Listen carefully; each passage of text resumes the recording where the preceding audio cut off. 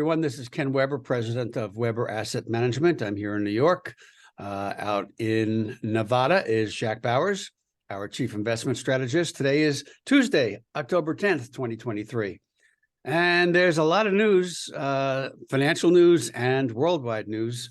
So, Jack, let's get right into, we've never done this, but let's get right into the headlines of the day. 2.5 to 3 days ago, Hamas in the Gaza Strip unexpectedly had a surprise attack against Israel. It throws into question Israel's vaunted security, which is supposed to be second to none. So there's going to be a lot of questioning going on for months, if not years, as to how this happened. As to how that happened. But we have to look at it from the financial perspective. We can't get into the humanitarian side or the geopolitical side on the few minutes we have with our friends and clients here. So, Jack, we spoke for just a minute or two about this before we started the podcast, this video. So, Jack, what's your take on what's happening in the Middle East right now? Well, I think, there's been discussions about Saudi Arabia having some sort of defense pact with the U.S., where the U.S. would supply military weapons and equipment, and the U.S. Saudis would recognize Israel. And I think, Hamas must appreciate that kind of means the end of what they've got going. So it's hard to tell. I don't have any idea why they did it the way they did it. This was obviously a low-tech invasion, to take a stand. And I think, it might be their last chance to, do something before this new pact comes into play. But I'm not sure from an investment standpoint that it moves the needle any more than the Ukraine war did, and probably less. There's potential for it to escalate. At this point, I don't give that a high probability, but it nevertheless is a reason to remain on guard and kind of watch how things play out. I understand what you're saying. I would disagree slightly in the sense that there could be disruptions to the oil supplies, or there could be people thinking there will be disruptions to the oil supply. Right. And and there is actual disruptions. I know the Israelis have told some oil companies to shut down certain natural gas operations that are within striking distance of Hamas's rockets. So, there is actual energy going offline, but it's a relatively small amount at this point in time. Right. But the U.S. economy, we already have high oil prices, and the signals are there to produce more oil, and the U.S. is energy independent, so we produce enough to meet our own needs if push comes to shove. A lot of people think we're not independent anymore. They think, Biden came in and did this or that. But no, in fact, if you look at the stats, we have been independent, energy independent. We are energy independent. By the way, Jack, just this morning on NPR, I heard a Market Watch. They mentioned that AAA has predicted gasoline around the $3 a barrel, $3 a gallon mark in the near future. And that was before Israel, the whole Israel thing. Yeah. But it's like $3.70 now, something like that per gallon. Right. And $3, that's quite a prediction. Yeah, it is. They're obviously building in some sort of recession prediction, which I don't think is in the cards at this point in time. But, they like to do entertaining articles, and this certainly qualifies.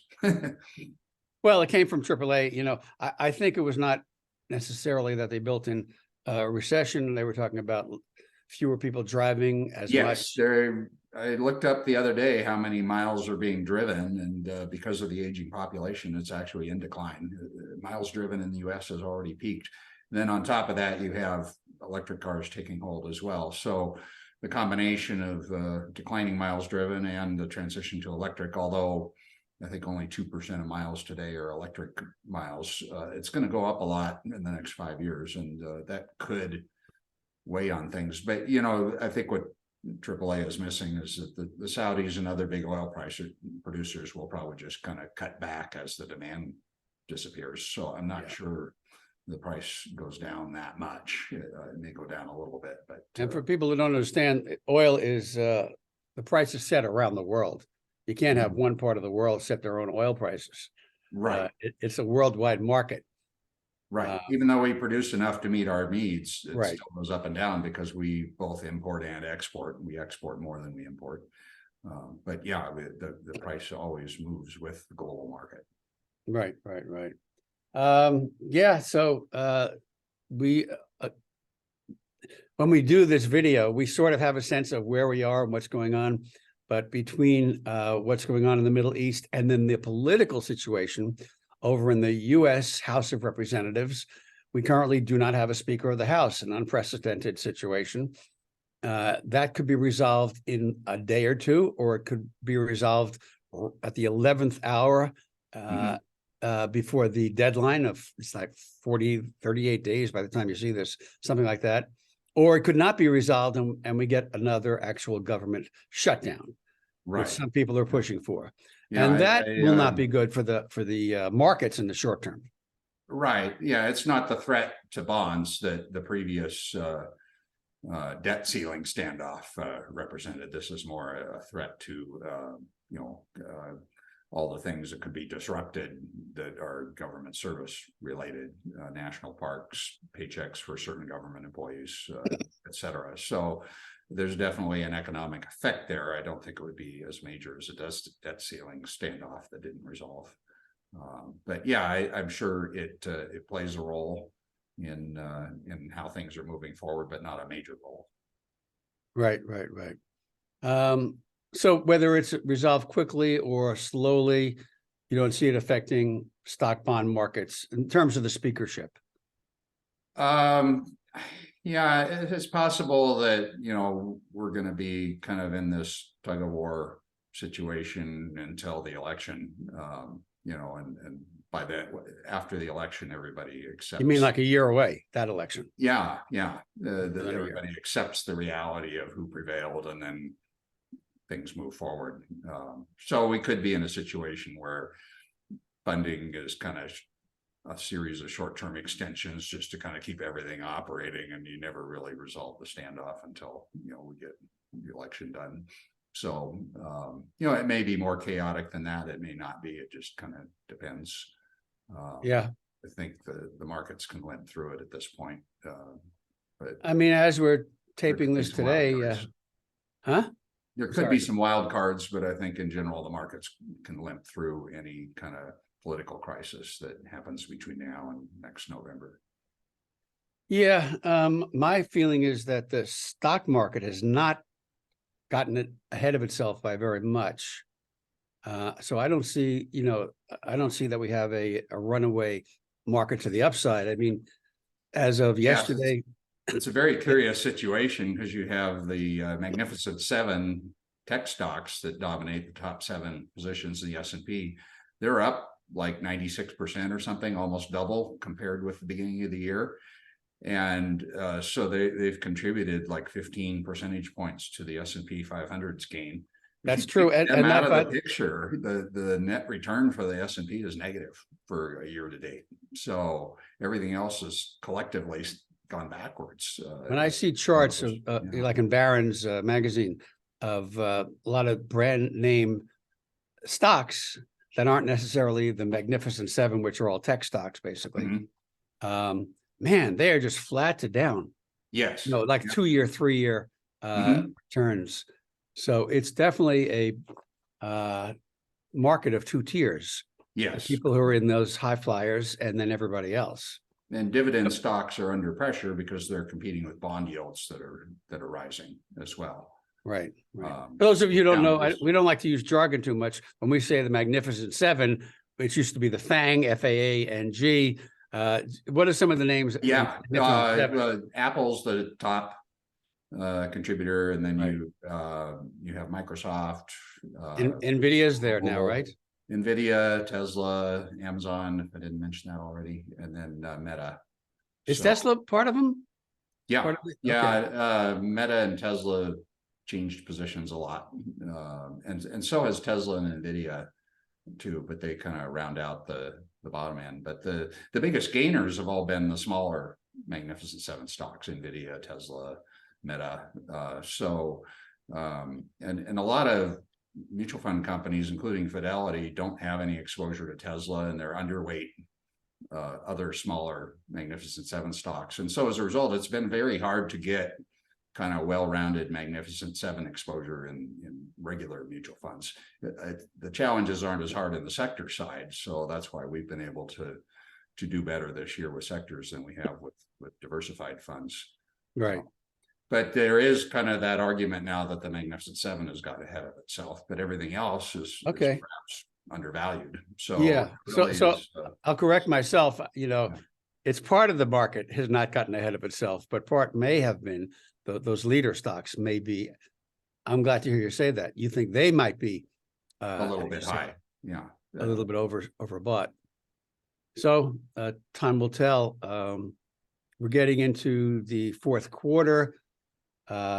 October has been one of the worst months historically, but once everybody knows something is going to happen, then it stops happening. Yeah. So I think we're on the threshold of the market realizing that the Fed is done. In fact, we say. Well, that was my next question. You really think so? Yeah, we're seeing a bit of a rally today in bonds because the markets are pricing in no interest rate tightening move in November, and perhaps not one in December or January either. So it is starting to kind of line up that the Fed may be calling it quits. I think to some degree, having this big surge in long-term interest rates is slowing the economy more than the Fed's short-term moves were slowing. So in some ways that is doing the work the Fed might otherwise have had to do. So right. So when Jack talks about the Fed and watch and see if inflation comes down, and time will tell if it does. When Jack says the Fed is done, what he means is they're going to stop raising interest rates. As you hopefully know, for the last couple of years, they have been raising rates steadily for the purpose of quashing inflation. Inflation is down to roughly 3.9%, I think was the last. The numbers are actually close to the unemployment rate, both in the 3% range. Good for the unemployment rate, fairly good for inflation. We have the lowest inflation rate amongst the developed nations, but still 3.9, 3.8%. Right, it's above the target. Yeah, it's above the target. And Jack, I've read a couple of articles that that 2% target really is sort of an artificial imposition. In other words, a couple of professors came up with it years ago as the perfect scenario of 2% inflation per year is good, but there's not that much, according to the articles I read, to really back that up. So whether it's 3.2 or 2.2 or 1.7, if the economy is chugging along, it's chugging along. Right. And we seem to be there now. Yeah, that's true. The other thing that I think argues in favor of the Fed being done is this productivity surge that we're experiencing. Part of it is just there was a lot of hiring last year, and now people are getting better at their jobs this year. But some of it is automation too. There's a lot of investment going into automation. So we're up in that 3% range for productivity, which more or less allows most companies to absorb all the wage increases that are going on, even the big ones, without having to pass along a whole lot of it. And as long as that productivity remains high, the Fed, I think, relaxes on wage inflation, which I think has been one of their primary concerns up until now. So if we get the signal, I mean, if Jay Powell actually says it, although I just read, I think yesterday, that there is at least one member of the Fed board who thinks that they do have to ratchet up another notch or two. Yeah. But assuming Jay Powell, the head of the Fed, the Fed head, comes out and says, yes, that's it, we're done raising rates for the foreseeable future, what effect does that immediately have on the market? Yeah. Or is it built in? Is it baked in already? I'm not sure they're going to come out and say it, because I think they're in a position where they can just watch and analyze the data now, and they don't have to do anything, and they know it, but they don't want to commit. But this Jay Powell, he does make statements like that. So yeah, you might be right. increasingly sound like they're done as time goes on and the data kind of supports the position. And then maybe sometime next year, everybody, accepts that and concludes that. And we start to finally get some small cap rallies going, which has been kind of long in coming, really.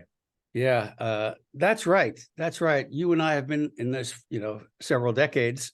And we know that traditionally small caps outperform long term. Right. And that may no longer be the case. Well, it's certainly not the case the last 5 or 7 or 10 years, whatever it's been.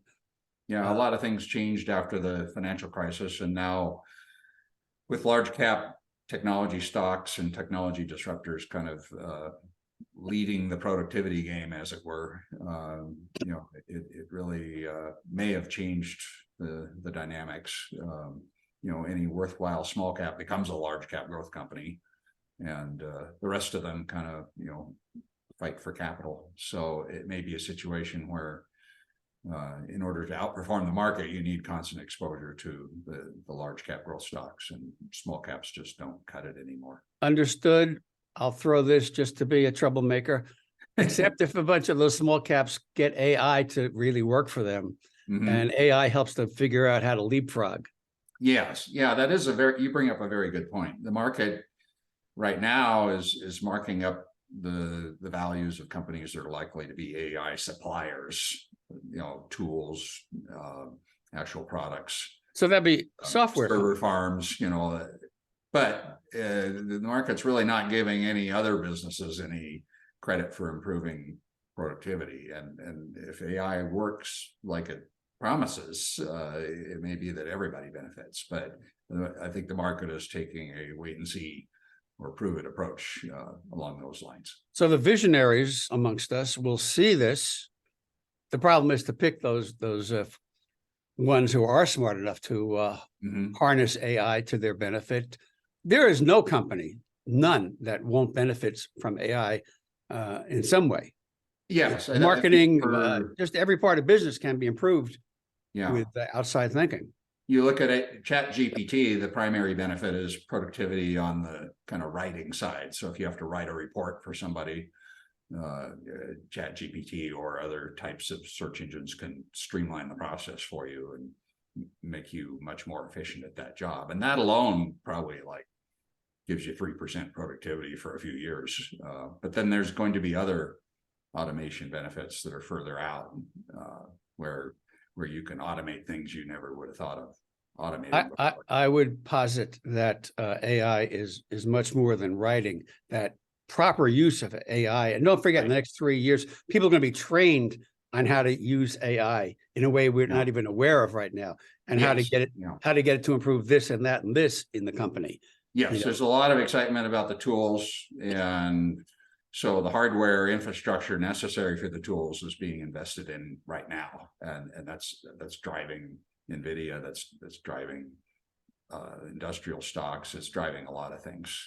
There's a huge amount of investment going in on the corporate front between both the AI thing and the transition off carbon.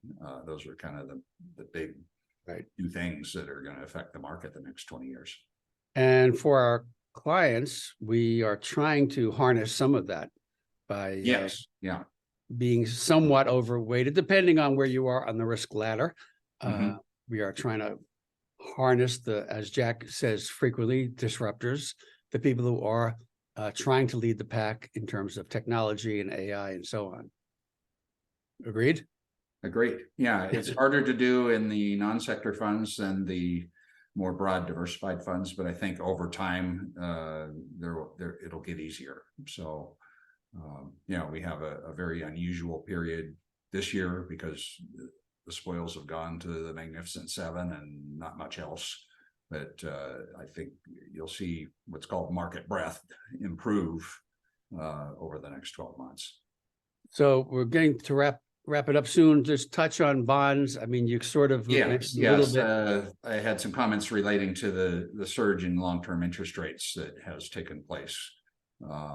After the financial crisis, we had a situation where real interest rates went negative for a long period of time, and we are now just kind of going back to positive real interest rates. And a lot of it's being driven by pandemic effects. And initially there was a prediction of a recession, that consumers would, spend all their pandemic cash build up and then we'd go into a recession, and that hasn't happened. Consumers have pretty much burned through most of their pandemic cash and are going right on spending on travel and any other kind of large goals they have. I think what's happening is you have a wealth effect going here. We have a big increase in real estate that took place the last 3 years, and we have a big increase in stock values too. And people can outspend their income doing the things that they missed out on, and they're not going to really have a problem because they've got a lot of wealth to back it up. And so you're seeing consumers outspending their income at all income levels right now, and especially those over 70. Who have a lot of stock savings and real estate, presumably. Well, I'm over 70 and I'm trying to not outspend my income. I just want it for the record. You're not going to make up for it, I don't think. I'm trying not to. But what this does is it's dampened demand for bonds. We have a lot of demand for what? I'm sorry. For bonds, long-term bonds. We have a lot of corporations making big investments right now, and they need to borrow for that. And we have the government borrowing at a record level. And so really interest rates are just having to rise up to a higher level to attract the kind of investments that's necessary. Because which has been bad for our bond funds, yes. Rising interest rates. But I personally think the interest rate, the high numbers are going to plateau out somewhere. Yes, right the question is, where do things peak? Are we there now, or is it going to continue to go for a while until we have a positive yield curve? It's not clear to me yet. Well, it's not clear to you. It's perfectly clear to me. Not. Please tell me. Yeah, I think we are very close to the peak, and then we have a plateau for a quarter, maybe. I hope you can erase this tape if I change my mind. That's my current guess. Well, I hope anyway, you're right. Yeah, I hope so. I hope so. Yeah. Well, we've certainly covered a lot here today. Again, we hope the people. I have friends in Israel and Middle East, and I hope that resolves in some sort of reasonable way. But there's only clouds, dark clouds on that horizon. Financially, I think we will muddle through here, and Jack has given his opinion about that. So thank you for your time, Jack. As always, thank you. And we'll see you next time. Bye-bye. Bye.